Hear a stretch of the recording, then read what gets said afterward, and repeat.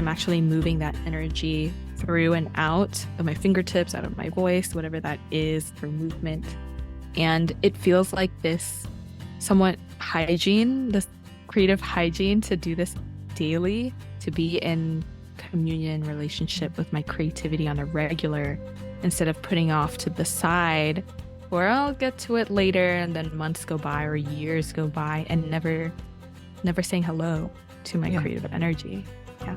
Welcome to Soul-Led Creative Women, a podcast for creatively curious women seeking rich, soul-led ways to look after themselves better. In this episode, I talk with Isabel Bagsik. Isabel fuses brand design with creative wellness to support authentic branding and creative visions. We talk about all things creativity, brand design, and wellness. Enjoy. So today I have Isabel Bagsik with me. Isabel is a soulful brand designer and creative wellness guide. She helps heart-led healers, entrepreneurs, visionaries, and revolutionary leaders to launch their innovative projects and get paid for their culture-shifting creative gifts. She designs authentic and attention-grabbing brand assets for websites and social media and helps to prioritize the strategies that bring creative visions to life while honouring well-being in the process. Isabel's unique methodology incorporates creative rituals, rest practices, and an original personalised design strategy. She spent 10 years designing for high-profile businesses, brands like Google and Target, and change makers like Stephen Curry and Michelle Obama. She also launched a successful magazine, Brown Papaya. During this time, she also developed her wellness practices, which led her to discover an effortless and pleasurable branding process that she has applied to successfully launch her current business. So welcome, Isabel. Hello. Thank you for having me. I'm so excited to chat with you. Yeah, great to be chatting today. So today we're going to be talking about transforming your business brand with soulful creative rituals and practices. So in a world that prioritizes productivity and output focused, masculine doing energy and embodies hustle culture, what do you want people to know about creativity in this context? Yeah, I love this question. And something that I've talked about regarding this is that creativity really can come in seasons. It's not always on. Like, you don't always have answers. Like, the patriarchal system of productivity has us to believe or socialize into being.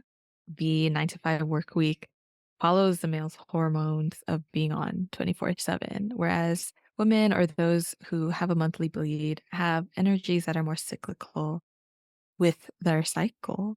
And so they might have higher energy at one point of their cycle, lower energy and needing more rest and slowness on another week. And so how can we look to nature to the the cycles of our bodies for the seasonal cycle? And creativity isn't forced. So it just is. That's how I like to view it. So I think it's always with us, but not forcing it to always have these grand ideas at the drop of a hat. I think sometimes it takes time to be fleshed out, to be revealed, to be uncovered. It's there, but sometimes it takes some time to excavate what that is. And it's creating that room to listen and be with that creative energy. Yeah, beautiful. So do you then believe that we are all actually creative beings with our own, unique creative gifts to share with the world? Are we all Mm. creative? Yes, I definitely believe that to be true, especially if oftentimes I talk with clients around connecting with their inner child. And if we were to look at children, how connected they are to their creative energy, they are just like throwing things around, painting and drawing outside of the lines, jumping from one idea to the next, and not feeling pressured to monetize their hobbies or not feeling pressured to follow a deadline or a system or a process or structures. They just get down dirty, messy, and they just express themselves. They're not scared to fully express, whether it's through voice, writing, drawing, movement. So it a lot of it is creating that space to quiet Mm. down and to reconnect with our inner child, because our inner child is always with us, and, untangling from those societal norms that really don't allow us to nurture or tend to those parts of ourselves. So, in short, yes, I do believe everyone has creative energy within them. Yeah, it's kind of like that permission to play, isn't it? Play Mhm. isn't just for the children. We should be playing as Mhm. adults. Do you agree with that statement?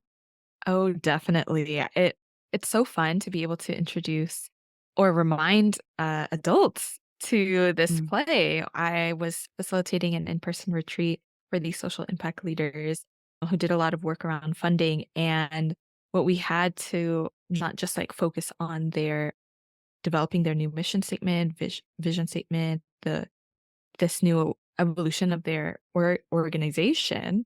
We also connected with their inner child with dance, with drawing, with these other inner child activities, with having these fidget items that often are, taken away from students in schools, but actually introducing it now to these adults, whether it was pipe cleaners or clay, to allow them, if that was their learning style, to fidget with something while they're synthesizing these different, very intellectual, deep conversations around their organization. And so it's actually helpful to and productive and helping to nurture innovative thinking if we do create space for that play.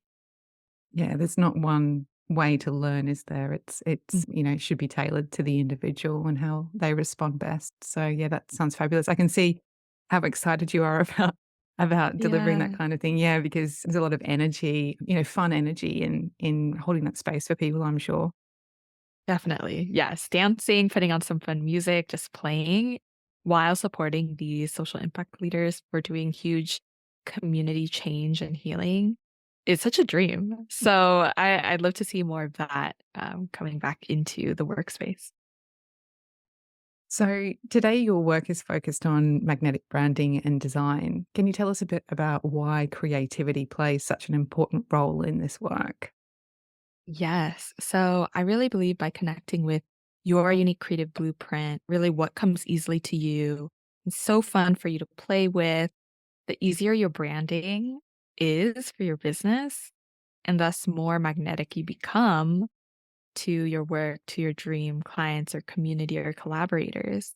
Because the more that you get to fully express in a way that's just inherently you, that's so fun, that's so true to you, the more that you can show up and talk about your work or your business or to your clients in a way that feels so fun and easy. And people can feel that energy even through the screen miles away.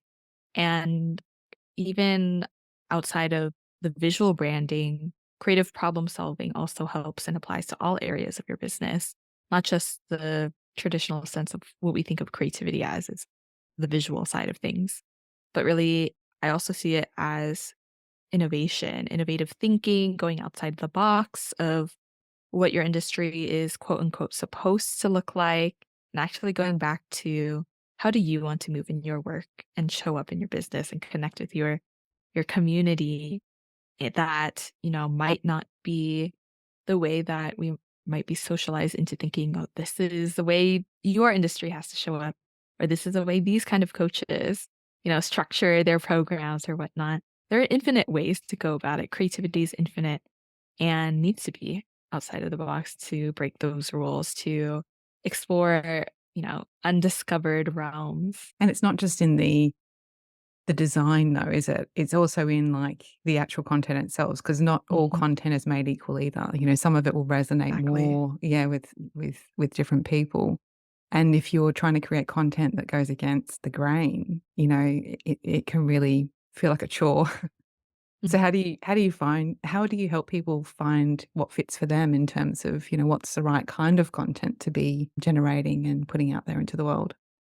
Yes. So that is so true, and I totally agree that, sometimes it's not just following a list of this, you know, these lists of content ideas for Instagram. Maybe there's a different way that you connect and share your gifts and your medicine and your craft with others. And so in the way that I connect with folks, especially when it comes to branding, that is authentic and true to them.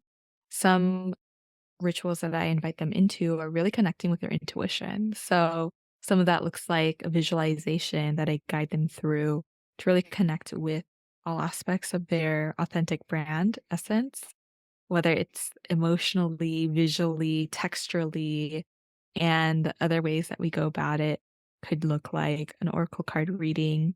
If that's not for you, then maybe it's an inner child activity that I guide them through or a journal reflection.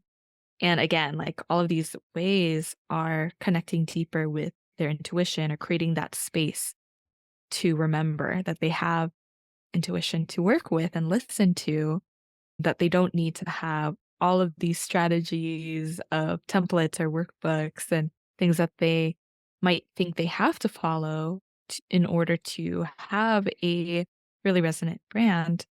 And this is really how I visualize it of resonating with your dream people. You're kind of getting stronger in terms of like a beacon or a lighthouse to get so specific and visible for who you wanna call in that it excites them and ignites them to be moved to connect with you and send you a message on Instagram or say, "Yes, you're the one who I've been looking for," which I've personally noticed as I've continued to apply these frameworks to my business, that these are true, that this actually affects and you get to see these tangible changes.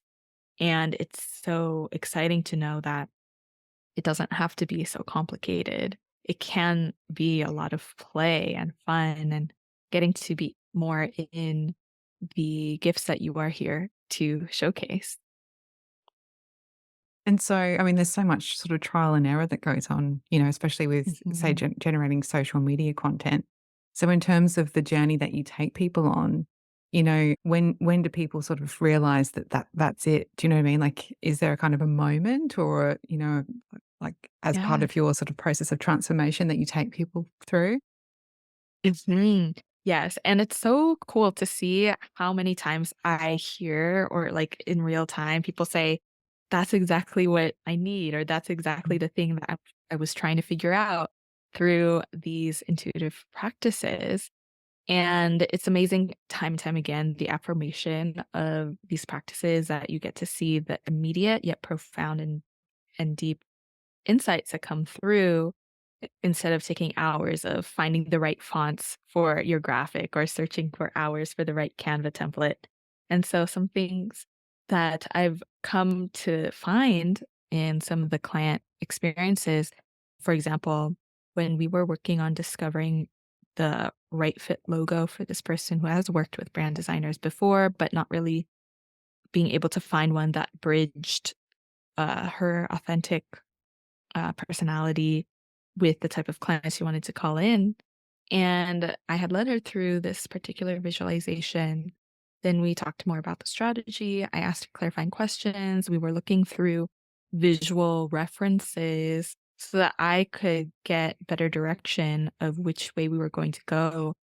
And the more that we went through that, this blend of intuition and strategy, I had this intuitive visual and of what that symbol could be. I mentioned it, and then she said, "That's exactly it." And she got so excited, like, I could see it on our Zoom screen, and she started talking about, like, "This is how that could be representing my brand, my story, my work in this way, and I love how the potential of that symbol can grow," and all of these things. And so that was just one of quite a handful of experiences where it clicks and it's so immediate just within, let's say, a 60-minute call versus, again, spending hours that I've heard from peers and my market research, people spending like 4 hours just creating one social graphic. Hmm. Whereas how can we, condense that and actually build out a whole authentic, refreshed brand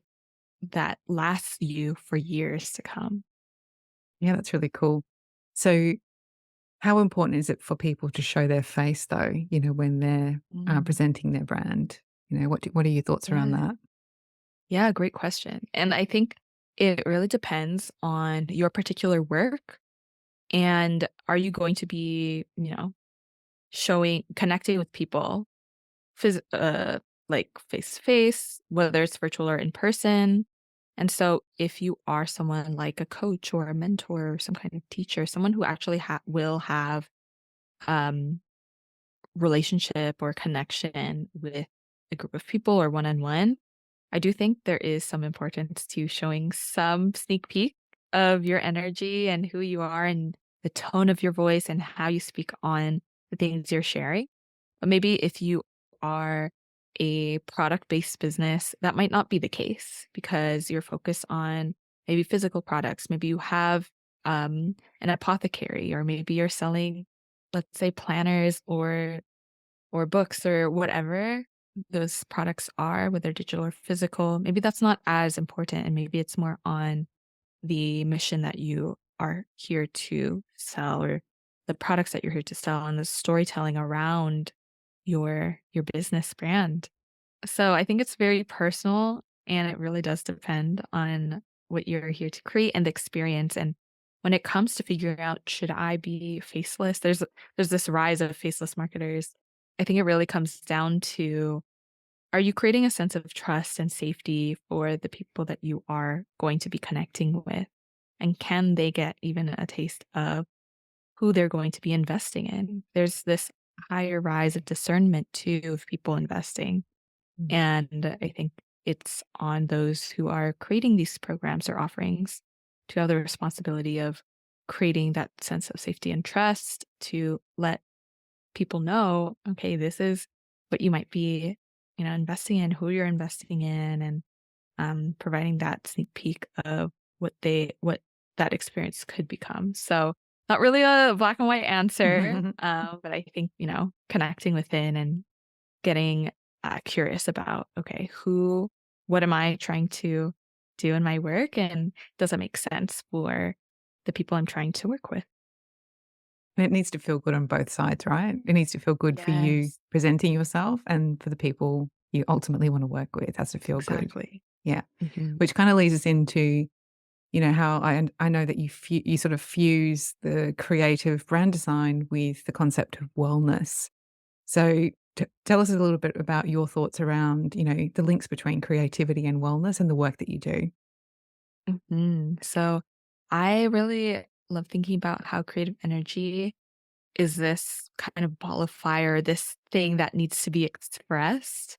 Otherwise, it will go stagnant, or you might have this feeling of resentment or the sense of jealousy or all these other, heavier shadow side of things when you aren't letting yourself express. It's somewhat this natural thing that people just need to do, whatever that looks like, whether it's visual, vocal, movement, using your voice and expressing yourself in a way is caring for yourself. I think it's just this inherent thing that people have done for generations. If we think about people who, like prehistoric or just like years when fire was first created, for example, oral storytelling was huge. It's part of that passing down of education or wisdom. Cave paintings, we have discovered, was part of expression of humanity. So it's been within our DNA for so long. And it's interesting to think about the importance of creativity and expression to have been in innately within us for that long, even before language or all these other things being formed and structured, but it's always been there for some reason, whatever that might be. Yeah. Well, I believe creativity is, it's the pathway to connect with yourself, right? It helps Mm, you mhm. understand the real you, and really align your life with who you truly are. So, yeah, very powerful that and the ancient part of it makes it Yeah, even more yes, powerful, right? Yeah. yes, mhm. So, how has creativity then been part of your own empowered wellness story? Tell us about your Yeah, journey and your experience with creativity. yes. So, there was a time at the end of 2022 where it was kind of like a wake-up call to embrace my creativity. I was going through a lot of in and out of the hospital and doctor's appointments of this mysterious thing that was happening. And it started off with these palpitations, going to the ER, figuring out like, what is this? Is it my heart? No, I'm all good there. But it was a signal to something else. And so eventually the answer was that I had a cyst on my ovary and I found out that I needed surgery to remove it. And I was doing a lot of work around embracing my voice. And one of my mentors had shared that there's a huge connection, not just physically with the structure of the vocal cords and I think the vaginal structure, but also energetically, the voice and the womb has a strong connection, especially with creativity and using your voice. I was playing small a lot. I wasn't creatively pursuing things that lit me up, that were exciting. It was all really just focused on work and all of these other things. And so I've never had surgery. And so that scared me. And so it made me think about my mortality and all these things that wouldn't have been created. And so, it was my promise to myself to fully pursue my creative passions and ideas and not play down my voice and embrace and get courageous with using my voice more. And whether it's like vocally or written, whatnot. And also it had forced me into rest. I had 2 weeks of recovery, really slow, the slowest that I've ever been for many years, slowing down and really tending to connecting with my physical body and embracing support from my family to care for myself.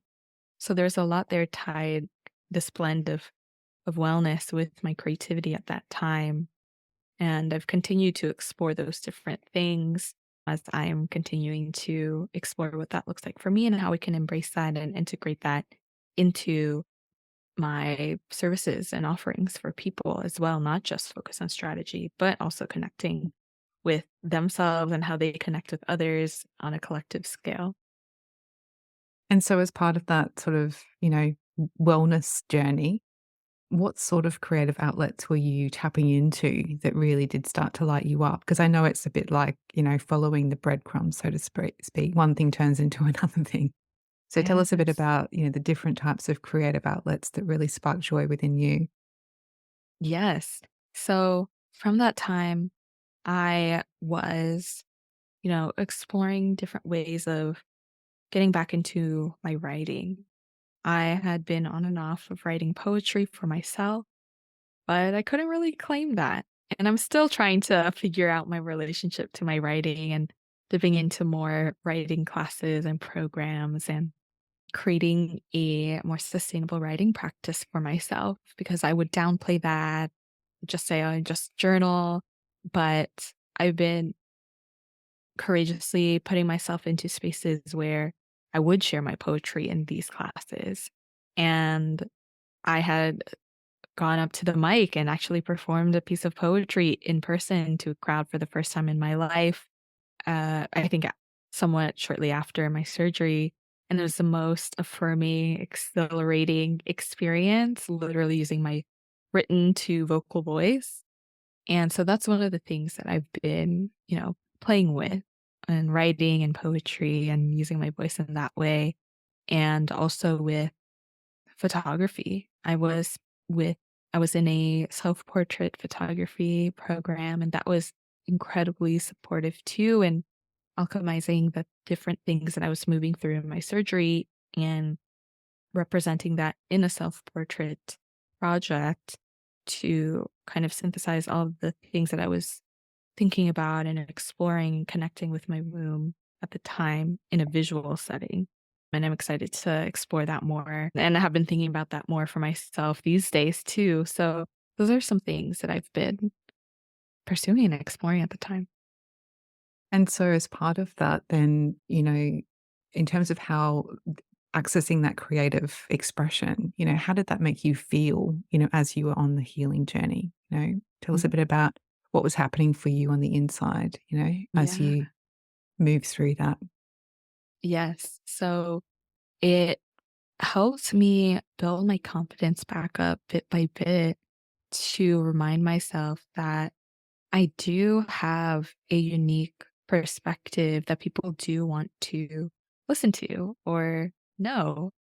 And I had played small for so long that this was such a nourishing moment for me to repair that and to rebuild that confidence up and to do so more consistently bit by bit to talk on my Instagram stories, which was really scary at the time. And now I'm like, let me just jump on to an Instagram live and I'll just do that really quickly because I feel called to say something. And yeah, and it was also, like I said, exhilarating. It was so exciting that I could just take the things that I wanted to express that would just be within and actually get it out of my body, whether it was journaling or whether it was actually expressing that vocally in a crowd, that I'm actually moving that energy through and out of my fingertips, out of my voice, whatever that is through movement.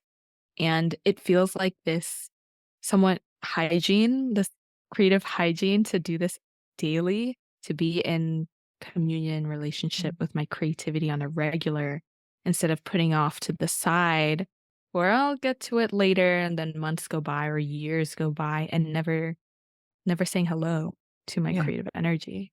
Yeah. Yeah, it's almost like a processing, right? So you can sort of really Mhm. process all of those emotions and those thoughts and those feelings, as you're kind of going through Yes. that, yeah, creative expression. Yeah, and, intuition, like, I'm sure that you'd probably say that before you started your journey, you probably, had a weak relationship with your intuition. But on the other side, I'm guessing that it was a lot Mhm. stronger. What are your thoughts around that? Ooh, yes. So I feel like I didn't have the vocabulary around the intuition piece until, much later in life. And there has been that inkling or that seed of connecting with my intuition since I was younger. But I would just say, oh, that's following my gut. That's following, yeah, trusting my gut. What was really clear was in college and from there on was making these choices that really leaned into the start of my creative career, especially like which course or major that I would study and jobs and all these other decisions that were seemingly, you know, seemingly illogical or seemingly like unsafe or scary, especially with parents who one was a software engineer and they're both immigrants from the Philippines, and something creative was not encouraged or popular or seen as quote unquote stable or safe. So I was making these decisions that were really courageous on my part and but that seemed really illogical on the outside to other people. And so I kept making those decisions and taking these actions that seemed really big and somewhat like scary, but there's excitement there and I kept and nothing bad happened. I there was no, like, harm that came my way when I would, so that helped me build that confidence to listen to that part of myself, which I've come to learn was my intuition. And also, having those experiences of when I didn't listen to my intuition and what happened there and, having these moments of reflection, whether it's journaling or speaking to others or having support systems to look back and see what happened when I didn't listen to my intuition or it wasn't clear and I wasn't paying attention, versus when that channel was clear and I embraced that fully. So I think it's really interesting now that I have that vocabulary that it is my intuition, that these are different practices that I can do to connect more strongly with it the more that it's been really incredible to see how that's been integrated into my creative process or my business or my work or other personal decisions and aspects of my life. Yeah, excellent. And I mean, the intuition's always there, right? It's just we don't Yes. necessarily know how to access it and harness it, and really listen Mhm. to it and honor it. So yeah, that's very powerful. It is always there. It's just, Mhm. we get smarter, I think. Yeah. Yes. Yes. So in terms of your self-care and your wellness routine, like, on a regular basis? What does that look like for you? Yeah, so it does vary, and I think it's something that at the root of it is having presence with myself, like, what does my body physically, energetically, emotionally need in this moment? So some of the things that might come into play on a weekly could be movement. Definitely something that I've been really wanting to do more regularly, especially as someone who is on the screen on the computer for hours at a time doing digital work or having meetings, that I like to break it up with putting on a feel good song and dance to it to break up, the day and have refreshed energy and move my body. Or maybe it's going on a walk, having water with me regularly so that I remember to hydrate, because growing up, I was not very good at drinking enough water. So I definitely need that physical, vessel of water to refill my cup.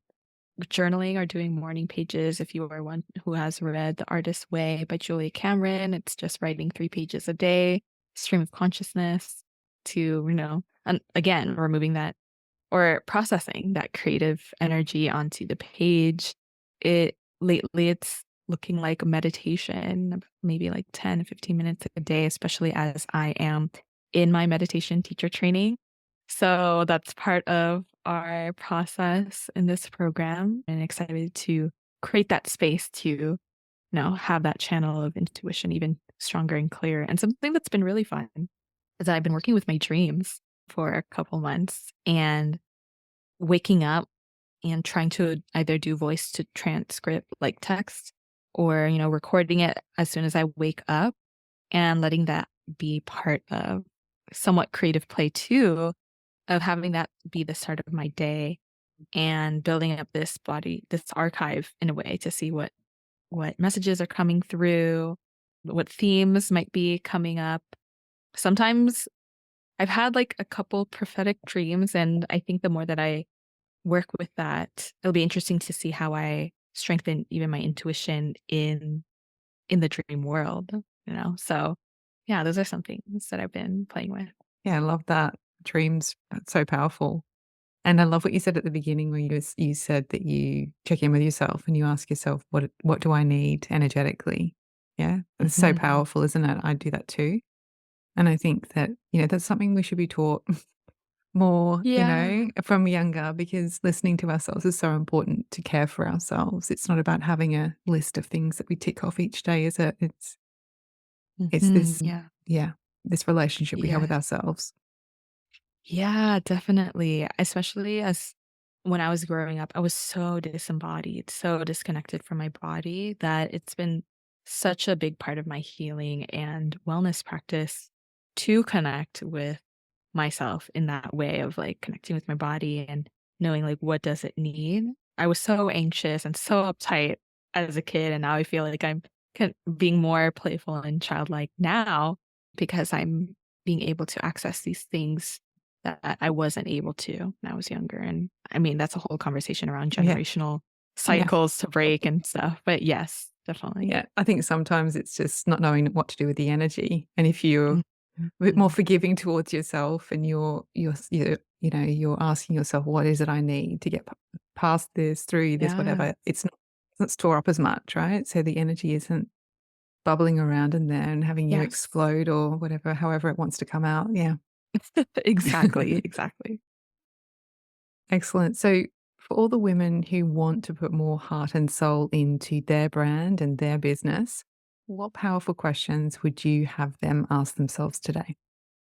Yeah. So I think two come to mind. One is the big why. Why are you doing the work you are pursuing, whether it's your business, passion project, personal things that you're pursuing and excited by? Why are you doing that? Or why are you taking this action, taking the time, the energy, the labor into that? Because sometimes when we forget the why, the menial day-to-day tasks and things that we have to do to make it happen might make us tired, might make us frustrated or whatnot. And so we're turning back to your intentions can really help with the sustainability of getting to the finish line.